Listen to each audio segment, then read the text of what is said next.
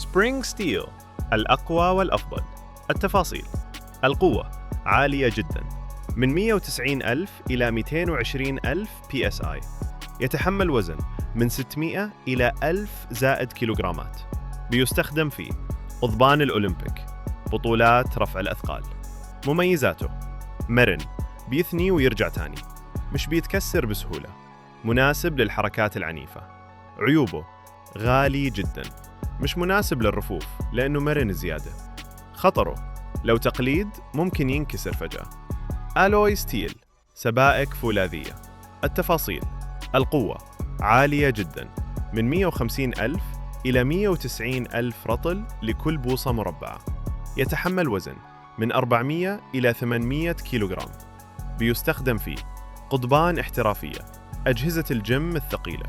مميزاته: صلب جدا، عمره طويل، توازن بين القوة والمرونة. عيوبه: أغلى من العادي. خطره: لو تقيل زيادة ممكن ينحني على المدى الطويل. 3. هاي كاربون ستيل فولاذ عالي الكربون. التفاصيل: القوة قوية، من 120 ألف إلى 150 ألف رطل لكل بوصة مربعة. يتحمل وزن من 300 إلى 600 كيلوغرام. بيستخدم فيه قضبان متوسطة، أجهزة الجيم التجارية. مميزاته: قوي وسعره مناسب. عيوبه: أقل مرونة، ممكن يصدأ.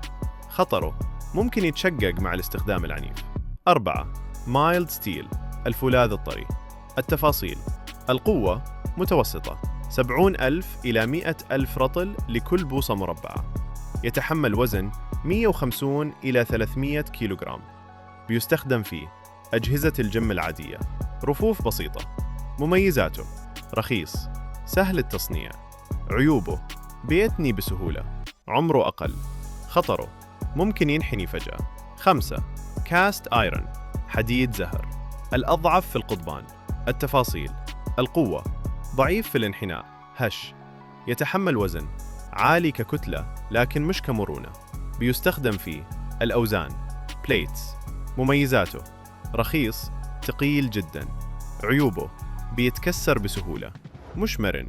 خطره: ممكن يتفتت لو وقع الخلاصة. سبرينغ ستيل، ألوي ستيل، هاي كاربون ستيل. 4. مايلد ستيل. 5. كاست آيرون.